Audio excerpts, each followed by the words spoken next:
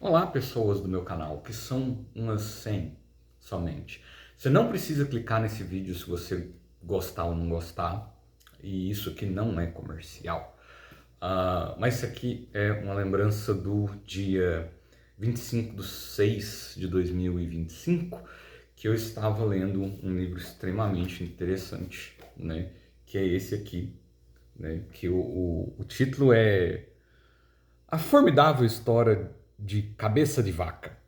Quem que é o Cabeça de Vaca? É uma pessoa, o Cabeça de Vaca, inclusive é um nobre, né, espanhol, né, rico, né, com, com as graças do rei da Espanha, né?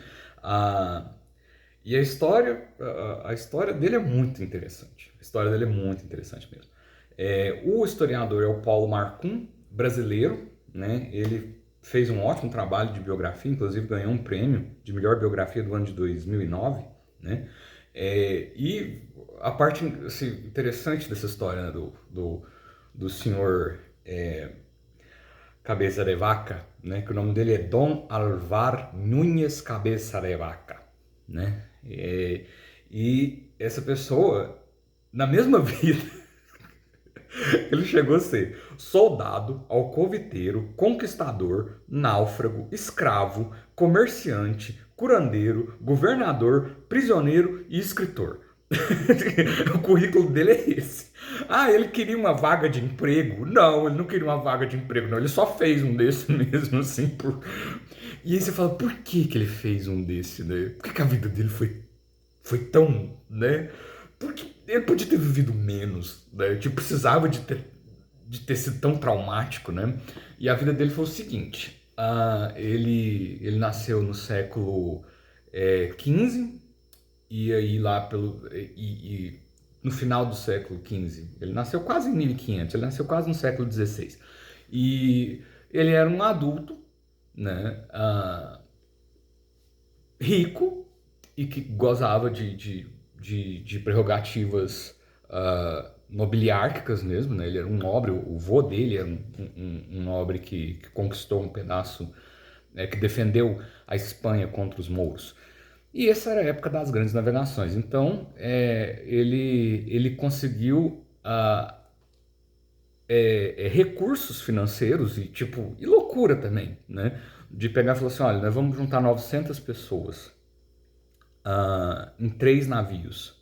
E a gente vai fazer uma viagem para um lugar totalmente longe daqui, que é sair da Espanha e ir para a América Latina. E lá na América Latina a gente vai atrás de ouro, né? E também a gente vai atrás de civilizar esse povo incivilizado, que eram os índios que estavam por aqui. E a gente vai e nada disso aconteceu. Foi assim, ele pegou esses barcos, tinha mais ou menos 900 pessoas, eram 3 barcos. Ele pegou e foi para América Latina. Ele queria chegar no México, mas acabou no final das contas que quando ele estava em Cuba, perto da Flórida, esses 3 navios, um que ele conseguiu, que saiu do lugar, mas 2 deles levaram um big de um hurricane, né, de uma tempestade caribenha, né? Ou seja, teve uma tempestade tão grande que destruiu 2 desses navios e ele sobrou num dos navios, mas esse navio também foi destruído e ele virou um náufrago, né? Aí então, dessa expedição de 900 pessoas, sobreviveu uma. No final, mesmo assim, todos eles se perderam e o Cabeça de Vaca foi o único que voltou para Espanha. Só que antes de voltar para Espanha, ele se perdeu tipo na Flórida, no sul da Flórida. Ele andou a pé 4.500 quilômetros, cara. Ele saiu da Flórida, ele passou. Hoje a gente conhece como Flórida, mas na época era 1.500, né? Então ele passou Flórida, Missouri, Mississippi, Texas, Novo México. Ele andou 4.300 quilômetros a pé. Depois ele foi pro México e no México ele achou um acampamento espanhol que mandou ele de volta para Espanha. Mas os detalhes é o seguinte: essa galera que tava lá na Flórida nessa época, eles literalmente eram canibais. tá? Então, assim, eles comiam pessoas, inclusive espanhóis naufragados por ali também, né? E, assim, uma parte desse pessoal foi comido por canibais. Ele sobreviveu e contou essa história. Os outros se perderam e se mesclaram com os índios e morreram na América Latina, né? Sem contar nenhuma história, né? E todos eles estavam atrás de uma coisa: ouro. E isso é o berço da cobiça, cara. Olha que expressão forte, o berço da cobiça. Isso quer dizer que a civilização corrente que a gente tem na América Latina nasceu do berço da cobiça, tá? E aí você tem uma pessoa dessa que ele chegou, perdeu tudo que ele tinha, né? Ninguém conhecia ele como nobre cabeça de vaca lá na Flórida, no meio dos índios, né? Aí os índios olharam para ele e falaram: vamos te escravizar, né? E fez ele de escravo durante um tempo, até numa hora que ele pegou e falou: cara, eu vou fugir daqui. E ele fugiu de uma aldeia e chegou na outra aldeia, a pé, correndo, passando fome, passando sede, passando frio, passando medo, sabe? Medo de tipo de ser canibalizado, tipo de te matarem de um jeito muito primitivo e comerem os seus restos, né? Tipo, sem se importar nem um pouco a sua certidão de nascimento de nobre. Assim, totalmente indiferente nesse momento. E aí o cabeça de vaca, né? Ele tinha algumas coisas que, assim, ele tinha uma Bíblia. Na hora que o navio foi afundar mesmo, na hora que o povo estava morrendo afogado, ele salvou alguns objetos, e entre eles uma Bíblia, né? E numa dessas aldeias ele chegou com essa Bíblia e os índios nunca tinham visto uma Bíblia. Ele falou: cara, que coisa esquisita, você tem um monte de letrinha num papel, que coisa, né? Ele falou: não, e ainda te digo mais, morreu um índio, né, na aldeia. Ele falou: eu vou salvar a alma desse índio fazendo a oração, né, rezando um Pai Nosso porque a pessoa morreu. Os índios olharam para ele e falaram assim: cara, a gente nunca fez isso. Aqui na nossa cultura a gente morre e aí morreu mesmo. Tipo, isso é. Tipo, os bichos comem, a gente come também. Né? Aí ele chegou e mostrou isso. Os índios ficou tão impressionado com esse negócio que eles pegaram e fizeram o seguinte: eles começaram a criar um mito sobre um homem muito estranho, né, branco. Não sei se ele tinha cabelo loiro, se ele tinha olho verde, mas fisicamente ele é muito diferente dos índios, né? E ele veio com esse livro esquisito, que os índios nunca tinham visto ele também, fez esse ato estranho, e o pessoal pegou e por loucura, por piração mesmo, começaram a falar que aquela pessoa que foi velada, né, pelo cabeça de vaca, sobreviveu depois, renasceu dos mortos. E aí andou, comeu e falou entre aqueles da sua tribo. Aí o pessoal falou assim: caramba, olha que interessante, né? E aí ele correu, estava fugindo de várias tribos, né? Para não ser canibalizado, para não ser escravizado, né? Para não ser estuprado, porque tinha tipo assim. Acredite, os espanhóis eram muito malucos e os índios eram tão malucos quanto, né? Então assim, todo tipo de incivilidade ocorreu no berço da cobiça, sabe? Tudo. E a gente está sentado nessa civilização hoje, falando e ouvindo português e espanhol, né? E conhece muito pouco desse troço aqui. Tipo, a história da América Latina é muito interessante, né? No caso da América do Norte, que ele chegou na Flórida, mas enfim, nada disso era o que é, né? Então, tipo... E aí esse cara, ele pegou e perdeu todas as roupas dele, porque foi naufrágio, foi correr dos índios, foi dormir no chão. Ele perdeu as roupas. Ele ficou 4 anos andando pelado no meio dos índios e correndo. Aí quando ele encontrou um grupo de espanhóis que ele pegou e foi pro México, né? O que nós conhecemos como México hoje. E aí os espanhóis olhou e falou assim: cara, você tá muito estranho, velho. Como é que uma pessoa igual você fala espanhol? Ele falou assim: não, eu sou espanhol, eu só tô com a barba de 4 anos que eu não corto, eu só tô andando pelado faz 4 anos e dormindo no chão há 4 anos também. E eu não escovo os dentes, não uso roupa, mas eu sou espanhol, e inclusive eu sou um nobre espanhol.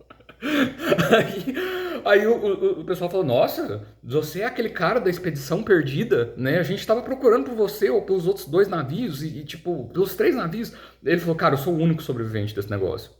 tá?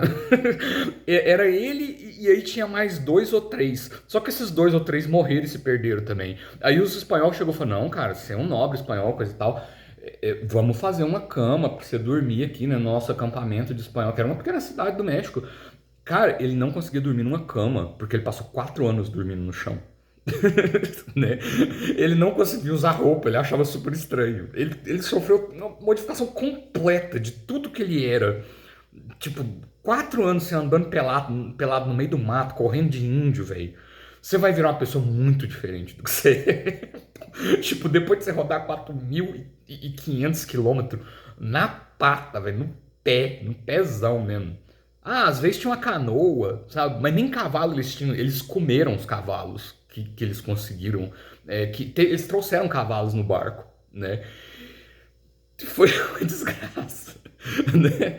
Aí eles pegaram e falaram, não, senhor nobre cabeça de vaca, volta pra Espanha. Aí chegou na Espanha, chegaram lá e falaram assim, nossa, cabeça de vaca, que história incrível. Aí ele não tinha como escrever, né, durante a história, mas ele pegou, depois ele escreveu, né, quando ele teve acesso ao papel, ele lembrava do que aconteceu com ele escreveu, né, um livro chamado Relatos.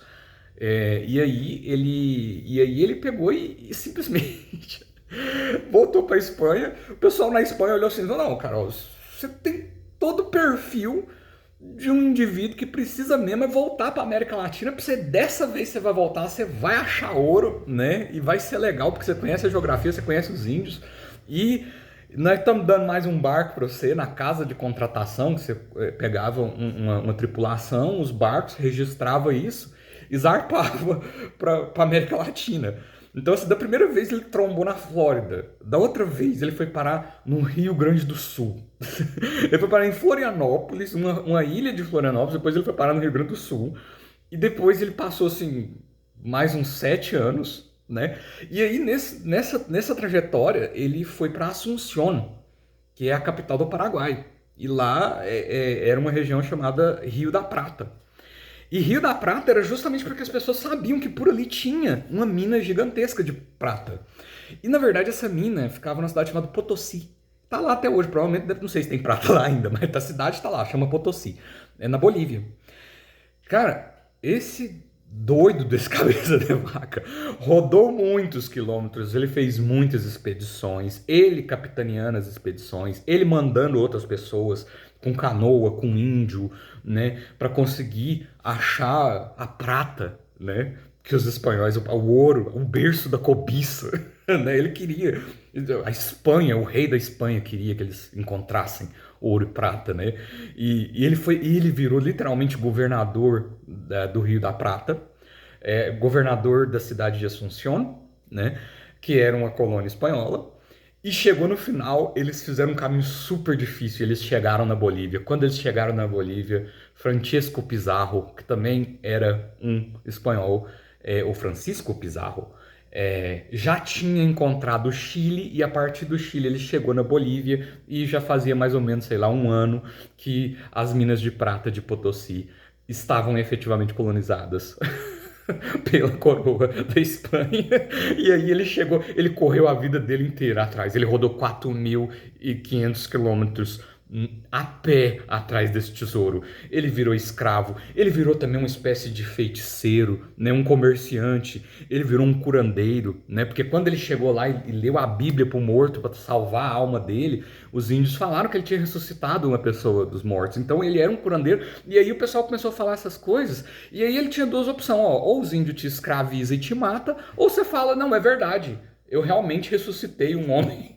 da morte. Eu trouxe ele do abismo da morte para o mundo dos vivos novamente. Né? Eu sou um curandeiro, né? Então me respeitem. E sabe o que os índios fez? Respeitaram ele demais. Tipo, ele chegou a juntar 3.000 índios atrás dele, como se ele fosse o Jesus Cristo, tá?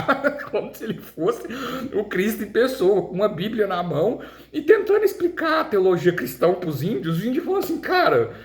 Você rezou uns trem aqui, metade do povo que tava com gripe ou com a doença sarou, outra metade morreu. Aí ele chegou e falou, não, cara, isso aí Deus escolheu mesmo. E os índios falaram que eu gostei da ideia. Ele saiu de escravo para um senhor mega curandeiro, que era tipo um médico, né? Mais do que um médico, ele era tipo uma pessoa que além de curar, era o contato de Deus, né? Com os índios. E isso virou uma putaria, isso virou uma coisa horrível. Hoje chama México, hoje chama Rio Grande do Sul, Paraguai, Argentina e Brasil. É mais ou menos isso aí que aconteceu, né? E aí, eu tava lendo esse outro livro aqui. Esse aqui realmente é muito bizarro mesmo, né? Do tipo, é o senhor Akihito Tsukushi. Ele não é o Akihito imperador do Japão, ele não é o sereníssimo imperador do Japão, ele é só mais um Akihito, né? E a situação dele é o seguinte, ele fez uma historinha, né, que é um anime, né? E essa historinha é um mangá, né? E essa história conta um, é uma fantasia, né? Esse aqui é real, tá? Esse aqui é real. Tem uns exageros, tem umas partes omissas, tem um genocídio indígena aí que, tipo, foi, mas não foi. Ah, mas vocês mataram os índios, mas vocês estavam morrendo de fome, então foi estado de necessidade. Vocês pegaram a comida dos indígenas e deixaram eles morrerem de fome, né? Isso tudo é muito controverso. Inclusive, teve um processo na justiça contra o Cabeça de Vaca por genocídio, né? Porque ele matou muitos índios, enfim. Mas era um pouco uma disputa política, porque o pessoal queria ser governador da cidade que ele era governador, ou da província que ele era governador. Que, se chamar isso de cidade é um exagero. Isso aqui era mais um acampamento espanhol de um pessoal que estava procurando ouro na ganância mesmo, no berço da ganância, sabe? No berço da ganância. Então, assim, o Cabeça de Vaca tem sua culpa no cartório também, como nobre espanhol. Mas ele também tem umas coisas... A história dele ficou muito interessante, ficou muito engraçada. Essa história aqui também, ela é muito engraçada. E a ideia é que, tipo, olha, existe um buraco. Esse buraco tem uma civilização ao redor dele, uma pequena cidade.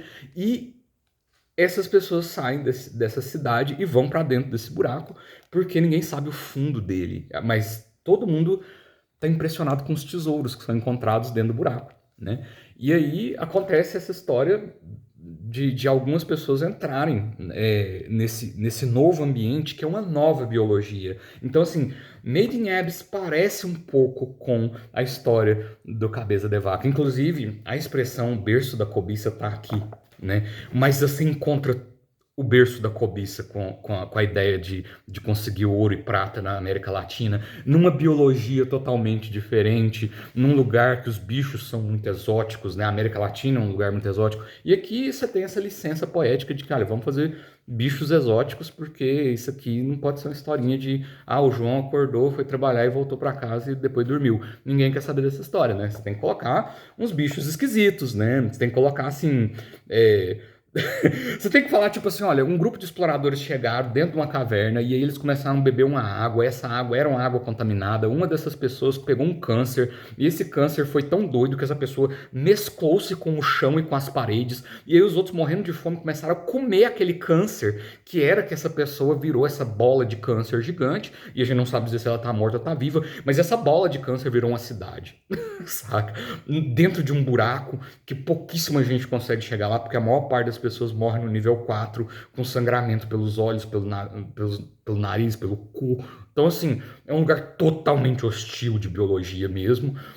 E assim, não tem sol, tem só bioluminescência, né? E uns bichos, olha os bichos que aparecem lá, né? Então, assim, aí essa pessoa morreu, virou esse câncer, e os outros comeram porque eles não tinham comida, e aí isso tudo virou uma grande cidade. E todos aqueles que comeram o câncer inicial viraram os sábios antigos dessa cidade que foi moldada, né?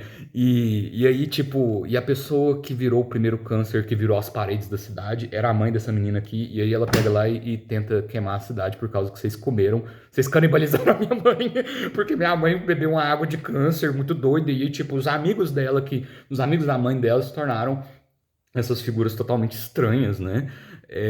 Que são monstruosas e ao mesmo tempo mostram virtude, né? O que é uma bagunça, né? Entre virtude e genocídio, né? Entre eu quero salvar a alma de vocês, mas eu vou destruir o corpo de vocês, eu vou destruir a vila de vocês, eu vou pegar a comida de vocês para eu não morrer de fome, né? E aí você vê, tipo, e aí o berço da cobiça, o que virou? Porque essa galera aqui, eles não voltaram, né? Eles morreram lá. né? Eles morreram, tipo, eles tiveram que criar uma outra cidade à base de câncer, de uma biologia nova que virou essa história toda, sabe? E aí você fala, pô, tá aí, ó, umas coisas fantásticas que explicam, né, o nascimento da América Latina e o berço da cobiça, né? E são coisas totalmente diferentes, né? Tipo, é um anime japonês e um nobre espanhol. E essas coisas se cruzam. Eventualmente elas se cruzaram. Eventualmente eu li essas coisas. E essas duas se cruzaram. E eu falei, cara, vocês estão contando mais ou menos a mesma história. Vocês estão contando o mesmo berço da cobiça, né? E tipo, e chegou no final, pô, vocês ficam a vida inteira perseguindo esse caralho desse ouro, dessa prata, esse tesouro perdido. E aí, o que que aconteceu com vocês? Eles falaram, olha, alguém já tinha encontrado o tesouro. Né? Tá aí. Aí você fala assim, pô, e aí, o que que valeu no final das contas? O objetivo de você chegar até o tesouro ou o caminho que você fez até chegar ao tesouro? Né? Ou tudo que você sofreu e tudo que você ficou feliz também, né? Então você vê assim, desbravadores de buracos imaginários e conquistadores espanhóis da América Latina, né? Um narrado por um japonês Akihito e o outro narrado por um historiador brasileiro chamado Paulo Marcum. Então, se você gostou, não gostou, deixe seu comentário. Se você não viu, é porque você não viu mesmo, porque meu canal não tem expressão no YouTube, tá? Mas enfim, né? Viva Pablo Marcum e viva o senhor Akihito Tsukushi, né? E o berço da cobiça está mexendo com todas as células de todos os corpos, a todos os momentos, né? No materialismo histórico, que depois, tipo, o cabeça de vaca, ele se viu, tipo, um nobre processado na justiça que depois ele morreu na Europa, né? Ele foi essas 10 coisas diferentes, ele foi escravo e governador na mesma vida e depois ele morreu na Espanha sendo processado. Depois dessa bagunça toda, alguém falou assim, não, vamos escrever um inquérito criminal a respeito disso. No final saiu esse troço aí. E, pô, é isso.